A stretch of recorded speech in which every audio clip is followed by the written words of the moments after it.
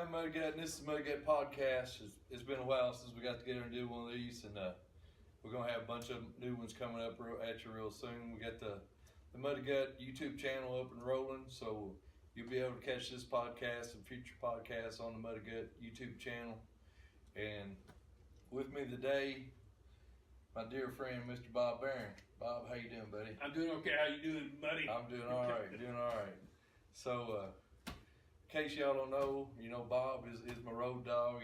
He's been playing with me now 3 or 4 years, I guess. Around 3. Something like that. And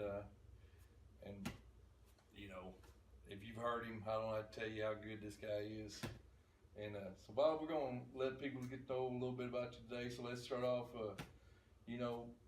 what age did you start getting kind of interested in music? Or I don't know, probably as long as I can remember. I've always been interested in it. Of course, back when I was a kid, in the early 60s, there would be a lot of rock bands and such on, like Ed Sullivan show. A lot of people have never heard, younger people have never heard Ed Sullivan, but there was American Bandstand and stuff like that, and I was always kind of mesmerized by it and drawn to it, and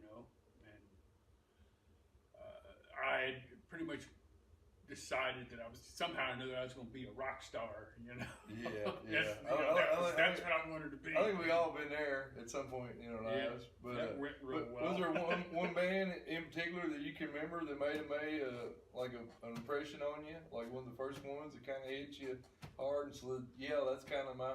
Probably the Beatles. Really? Yeah, the Beatles. That's cool. They were young and I'd see them like Ed Sullivan, or they'd be clips of them on TV and they'd be bopping and everything, and I was like, that's the life for me. That's awesome. What I want to do. Was anybody in your family musical? Was anybody play my music? Mom played piano, and I've got a sister that plays piano and sings, and then my brother, he is, bless his soul, he passed away, but he had an old guitar around when I was a little kid, and I think the only thing he could pick on it was like Tom Dooley or something like that, and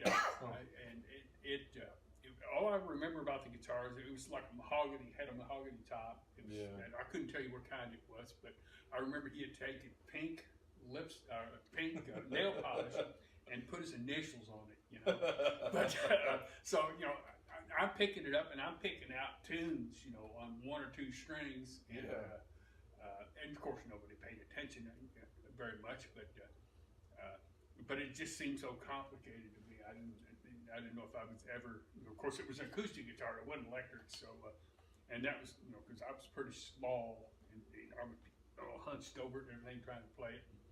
How many brothers and sisters did you have? I had 5 sisters and 3 brothers. And it's a big family. Yeah, it was a big family, and I've been trying to remember how many of us were actually at home at once while I was there, and I'm figuring, as far as kids, there were 7 of us. I think my brother was married, and one of my sisters was married, but everybody else was there, and plus the 2 parents. So And where was this at? This was in Indianapolis. Okay, now I was born in Henderson, Kentucky, but when I was 2 years old, my parents moved to Indianapolis, and that's pretty much where I was raised. And it was like a shotgun apartment, and there was all of us in there, and it could get pretty hectic sometimes. Was there a piano in the house? No. My mom didn't get another piano until I don't know. I think I was in high school, but because I remember then I was just kind of learning how and getting some blues riffs and some rock riffs together, and she would play on the piano, and I'd sit in my room and jam along with her. That's awesome. Well, being your mom was a piano player and your sister, you said played a little. Was you ever inclined to play? I sat down and tried. It was just too complicated. I can do little things like chopstick. I can play, the basic melody to songs like "Color My World," and I can play, what is that Beatles song? "Let It Be," and things like that. Simple parts, but nothing intricate. I'm no keyboard player. So, what was one? Can you remember the first album or single or You know, whatever that you well, bought? you know, my sisters were, you know, teenagers and everything, so they had access to all the, you know, the pop music or whatever. And my own first one, I think, I forget how old I was, but somebody got me an 8-track player, a home 8-track player, and got me the Cream album, Goodbye. Yeah.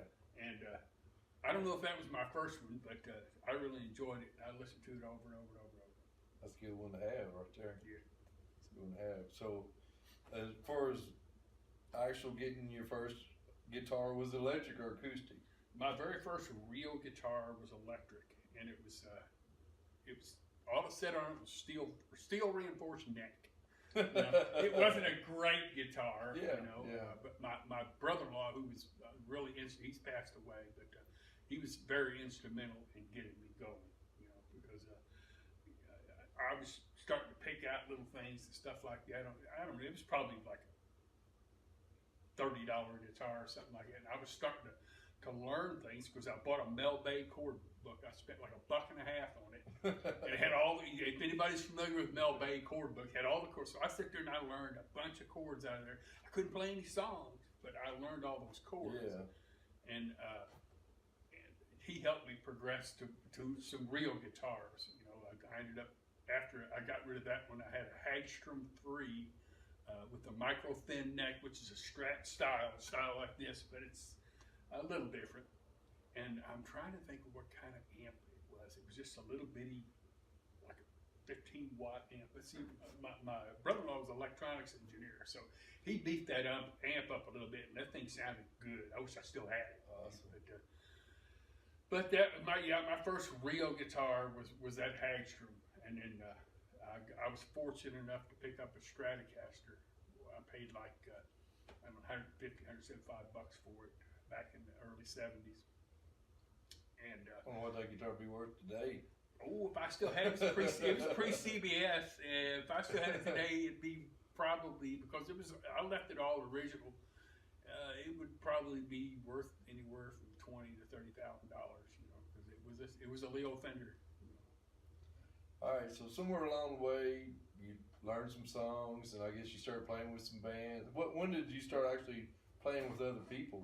I was a little shy. I mean, I didn't. I was shy to play around other people, but I had a high school buddy named Jeff Hood, and he had him a little band going, and he invited me to come over and play, and I went over and played, and he was the lead player, and I was the rhythm player. It was supposed to be, so we're playing along, and he's just playing basic chords and just hitting the notes, and said I'd already started to learn some scales and stuff like that, and so I kind of stepped on him a little bit and started playing some notes and everything like that.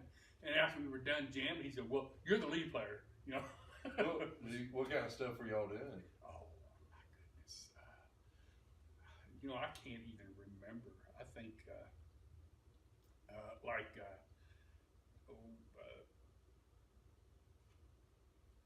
drawing a blank. Chuck Berry, I can't think of old rock and roll. Yeah, just old rock and roll and stuff like that. Nothing, and just some blues riffs, because he had this album. It was Jeff Beck. It was a compilation album. It was Jeff Beck and Jimmy Page and Eric Clapton, all of them doing stuff. And we were listening to this, so we were starting to pick up on those blues riffs. Well, and the chord progression. Was it Yardbird stuff? Well, it was different. It was a combination of different stuff. Yeah. I think it was.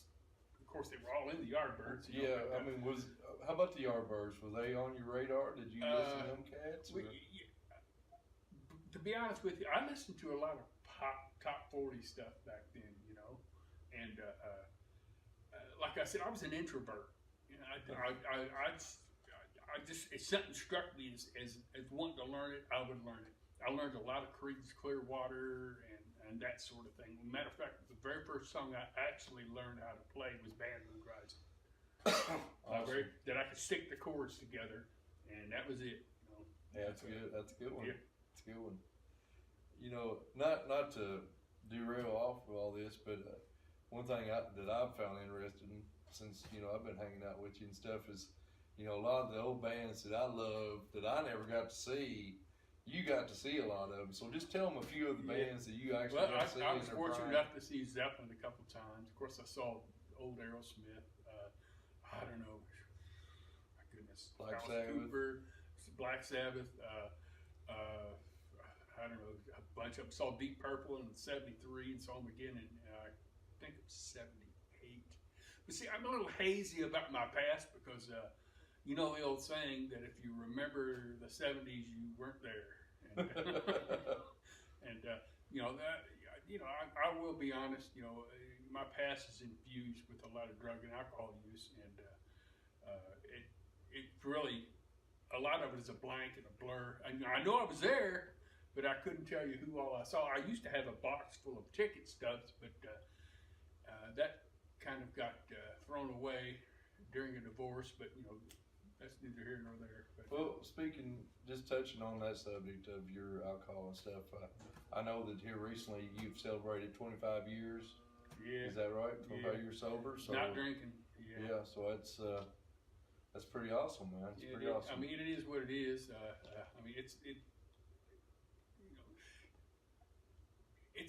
I've learned that I really don't miss it, because being with MuddyGutt Band, we play in quite a few different bars and stuff like that, and I see people change, and I'm just thinking to myself, man, was I that bad? And then it happened, then I'll remember something from my past and say, no, I was worse, But I don't have to live like that today. I choose not to drink, and I've jokingly told our friend Slip, that. If he ever caught me with a drink in my hand and punched me in my mouth, and he's held me to that, a couple of times. He's threatened me with it a couple of times. But no, I really don't have a desire to drink today, and Well, I don't want to get too much into that, but that is one thing. Like you touched upon, we are out here, and we do play in the bars, and I know a lot of people that struggle with alcohol and stuff. That are great musicians that.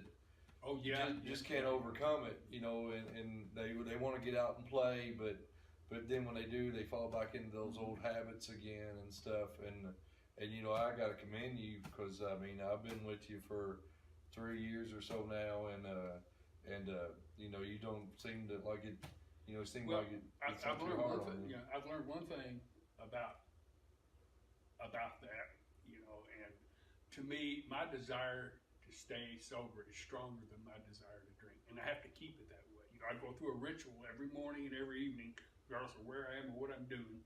Do the same thing, and I just don't want to go back and be that person anymore because I was not a nice person to be around, and you're so rosy now to be around all the time. Huh? Yeah, right. Yeah, I have my moments. All right, let's switch gears here a little bit, and you touched upon that you moved to Indianapolis, and I know me and you have talked a little bit about some of the old blues players and different players, and some of the things you did up there, as far as that goes. So, would you like to tell us a little bit about some of that? I was fortunate enough to learn some blues riffs from an old gentleman who was he's kind of like a Indianapolis legend, so to speak, and his name was L.C. Bates, Lefty Bates. They called him Lefty Bates because he had a little melody maker type Strat or Les Pauls, and he played it strung right-handed but upside down, and I remember getting with him the first time. I was so happy. Me and my buddy Jeff Hood that I was talking about, my high school buddies, we went over to Lefty's basement and we're jamming with him. And of course, I'm burning through all this stuff, and he's like, "Whoa!" Lefty's like, "Whoa!" You got too much going on there. You need to slow down. And so he proceeded to just play some simple blues riffs, and instantly outplays me, just by doing that, and I learned a lot from him that you don't necessarily need to be all over the net. How old would you say he was at this time, and how old were you? This time, I would say he was probably in his I'll say 50s. I'm trying to think about how old I was. Probably maybe 20, 19, 20, 21, somewhere in that area. But yeah, he was a great inspiration to me. Him, and there was another gentleman who's also an Indianapolis legend that I was fortunate enough to play music with. And his name was Yank Rochelle, and he played blues mandolin. And he was a riot. I tell you what, he was somebody. But he had written a couple of the old blues songs that I don't think he ever got credit for. But he was somebody else. And after meeting those two, now there was a keyboard player, and I cannot remember his name, and a bass player that, you know, they all played together, and they were just, it was just old Mississippi type blues. It was just, you know, and I was hooked from then on. That's awesome. So, I mean, so you touched on a little bit the Mississippi style blues. I mean, anybody in particular that they were playing, or were they doing a lot of original stuff? They did a lot of original stuff. They did a lot of Muddy Waters and Howlin' Wolf. But I can remember I got a line that I used that Yank Rochelle used to use. Somebody would ask him, say, "Hey, can you play Muddy Waters?" And he would say, "Well, I'll tell you what, you put some strings on him and send him up here, and I'll do my best." Now that's a Yank Rochelle line, and I loved it. I'm gonna have to remember that one. I still use it sometimes, you know. So, were y'all playing around Indy, or were No, y'all just I really jamming, wasn't. I really didn't start playing around Indy. I was with that little band in high school with Jeff Hood and everything. That was just a bunch of guys getting together playing. I think my first real gigging didn't start until the early 80s. After I had, now I got married in 1976 and moved back from Indianapolis back to Henderson and settled and stayed till 1980 and moved back to Indianapolis with my tail tucked. But I hooked up with some friends and my two nephews. We'd always played music together, and we formed a band called Dagger, and we played a few places, and we were all mostly Southern rock and some blues and some classic rock, and that was it.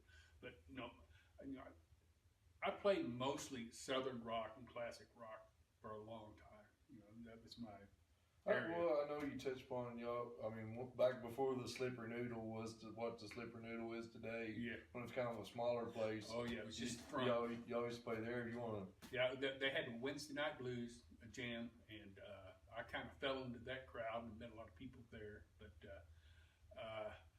yeah, those were the days. It was pretty wide open. A lot of great players were there.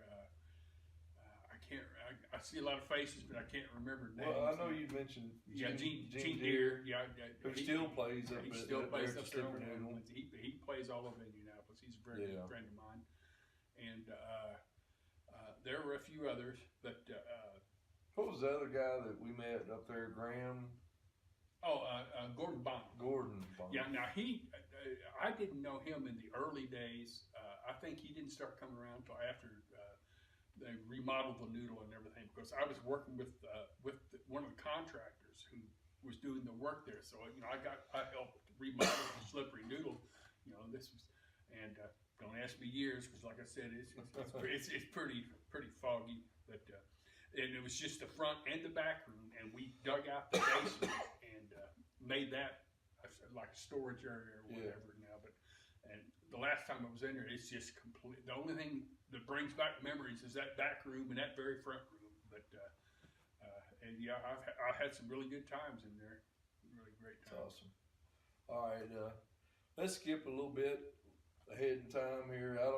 I'm not sure of the timeline, but somehow you end up here back in Henderson and in the Evansville area. And yeah, that was in '92.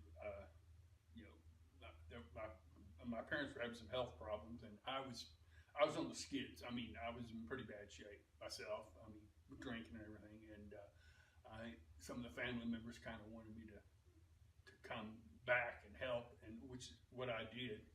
And I did my very best to try to help, but I was under the still under the influence, and I didn't actually get sober until '94. But ended up back here, and no guitar, not much of anything. And I met a local band. It's called On the Edge, and a guitar player named Kurt Ellis, and a singer. His name is Greg Stevenson, and we kind of got to be real good friends and everything like that. And I think Kurt had 5 or 6 Stratocasters or whatever, and I was always wondering about not having a guitar. And he sold me this guitar right here, which it's a '94 Stratocaster, a 40th anniversary. He sold me this guitar for $175, and it was probably worth 6 times that much. But it has been my number one, and I piddled around and really didn't do much of it. Well, this guitar has nicknamed Eileen. It's because when I first got it and I got sober, I was really trying to get my life together and kind of put music on hold. And so I leaned it up in the corner, and it stayed there for a few years and barely got played. So I called it Eileen. But I'm trying to think about what year it was when I actually started playing with a band and things really took off, and that was probably, I will say, 98, maybe 99, around 2000. And what band was that? That was, I'm trying to think the name of that band. It was a band called The Bottom Line. It was me and some other local musicians, and it was mostly top 40 stuff and not a whole lot of blues. But the blues was always there, in me. And we played quite a few gigs around, and that like a lot of bands, it lasted for maybe 2 years or so, and it kind of fizzled out. And I was not playing anywhere, and getting kind of bored. So that was around the time when what's that website called? Oh, Bandmate or something like that. Bandmate. And I answered the ad for a guy. We'll call it One Southern Rocker, and a local musician around here named Nick Valchino, and he had a band going, and I went over and kind of auditioned for him. Well, I didn't think I was auditioning. I thought I was, just going over to sit in and jam a little bit. And I was called and informed I was an official member of a band at the time. It was called 41 South. And I intertwined with that band and another band called Our Southern Pride off and on for about 3 years. And then this bass player comes over and starts playing with Our Southern Pride, and kind of hooked up with him, and that's where I've been since then. Oh, I forgot to mention my buddy Keith Gatewood. Well, I was just getting ready to. Yeah, he's just recently formed a band called Driving South, and they're really good. Lightfoot. Yeah. Lightfoot. Yeah, Lightfoot. That's his nickname, Lightfoot. But yeah, we jammed off and on quite a bit, and I think that's where I started really developing blues riffs and chords and things like that, because he was really into blues and I was too, but kind of honed it up a little bit. But we would meet at different places, just him and I, and plug in and play until 3 in the morning and just have a great time. Another band around here who you played with for a while that's a lot different than what we do, the Nutshell, Ron Hawkins. Yeah, that's been just recently with Ron Hawkins and his son Brandon Hawkins and Joe Wagner, drummer. And I kind of had a little side job going with it. Yeah, it was mostly classic rock and well, they do a little bit of everything. Yeah, we did. They spread it around pretty good. Yeah, and I really enjoy it. I mean, I'm open to play just about anything because I have over the years. I think I'm really fortunate to have been born and raised in the era that I was with, because I'll listen to just about any type of music, and I dabble in just about all of it too. Now, some of the newer rap and hip hop stuff like that that doesn't sell with me, but it has its place, and I'm not knocking it. I have respect for anybody that can get up and I mean, you do a little country picking too. a little country. Yeah, I played with I'd forgotten about that band. It was one of those indie bands. It was around '89 or '90. It was Crooked Creek was the name of that band. It was strictly country. We did Clint Black and what's his name? A couple Garth Brooks songs and just a lot of different country stuff. Some of the old classic country. But I forgot all that. See, I told you my mind is not all there. Yeah. Last but not least, we've saved the best segment for last here.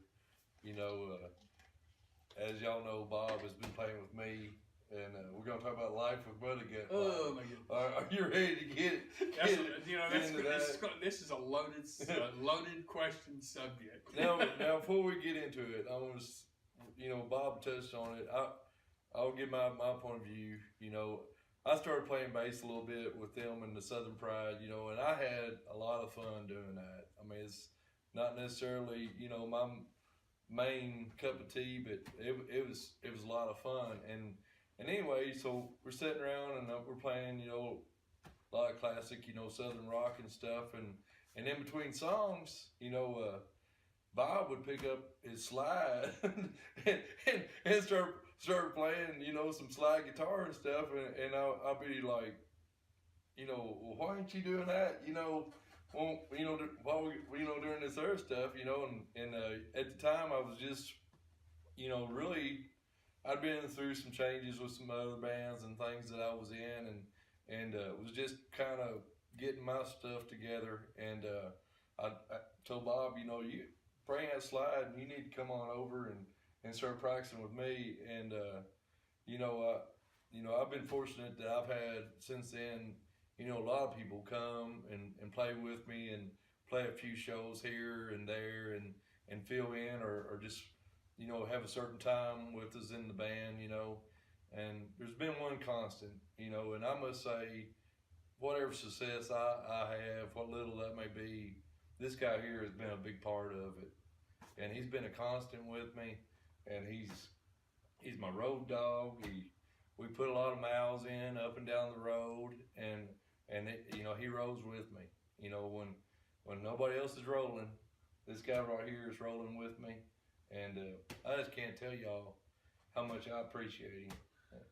Well, I appreciate being part of the MuddyGutt experience. It's what I've always kind of had my own name for it, because like you said, there's so many different people that sit in and make the music different. I mean, we had it's like a box of chocolates. Yeah, pretty much. You just never know what box of MuddyGutt you're opening up, depending on what night you catch us. We've got like a corral of bass players and a corral of drummers, and a few harp players. And a few harp players here and there. Yeah. And people to get up and sing with us. Yeah, and it's I firmly believe that if you change one instrument in a band, it gives the band a whole different sound. So we're fortunate enough to when we get depending on if it's Pooh Bear, if it's Slip, or if it's Dar playing bass, we get a little bit of different sound each time. Same way with drums, if it's Austin or Travis, we get a little bit of different sound. And now as far as my slide playing goes, I dabble with it for as long as I can remember, and like you said, in between songs, over there, I would mess with it. I was just starting to figure out how to put things together, and I've only been playing slide for a couple of years maybe, and I'm still learning. There are so many great slide players around here. Bob, one thing I'll touch upon as far as your slide playing goes, a lot of people, like even myself, when I play slide, and a lot of the other players around here that I know play slide, when they're playing slide, they play in the open tunings of different tunings. But you play in the standard tuning with your slide. So, can you touch upon that a little bit? Well, I just kind of figured if I was going to do it, rather than carry 6 or 7 guitars with me all tuned in different open tunings, I might as well try to figure it out in standard tuning. That was pretty much the idea behind that. But I'm going to give credit to some guys around here who are, you got like Bosco France, you got Tommy Stillwell, and what's his name, Caudell? Danny Caudell. Yeah, I'm sorry, but no, those guys are just. Well, hold on. killers. I'm just going to have to stop you because there's one guy around here that's been a good friend of ours. So we didn't mention. Now they were going to I have a bitter blood feud with him. Yeah. It's the Howland, Mr. Howland Jonas Cowan. Jonas Cowan. I'm sorry, and he's pretty good on that slide guitar himself. Yeah, to me, he embodies the blues. I mean, to be involved with MuddyGutt, I have a great time. There's usually no pressure, and he kind of gives me a little bit of,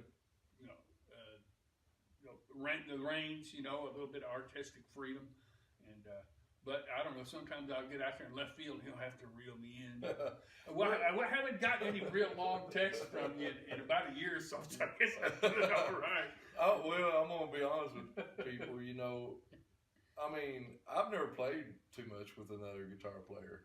I've always kind of been, just done my thing and whatever. Because if you've heard me, I kind of got my own thing going on, and I like to put my own slant on stuff. And it's, not always easy for somebody else to step in and try to play with me. And, Bob and me, for the most part, it's been pretty easy. We fell into it pretty easy. And yeah, sometimes I'll rattle him off a long text, but I haven't had, like I said, I haven't had one for about a year, son. It's been one. He's probably due for I'm one. about due. He's due for one. Yeah. But, if anybody's around here in the blues scene locally, y'all have heard him play with me or other people, and I have people, come and approach me all the time, telling me what a badass Mr. Bob Barron is. Well, I appreciate that. I don't really consider myself one. I guess maybe it's not really low self-esteem. It's just that I'm self-taught. So, matter of fact, years ago, I decided I was going to take lessons.